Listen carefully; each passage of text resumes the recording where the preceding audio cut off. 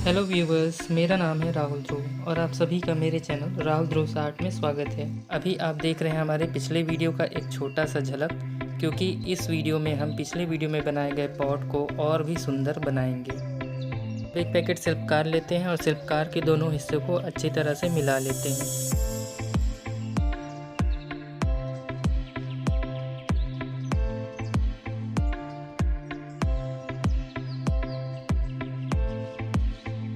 फिर इसी शिल्पकार से सारे डिज़ाइंस को बना लेते हैं।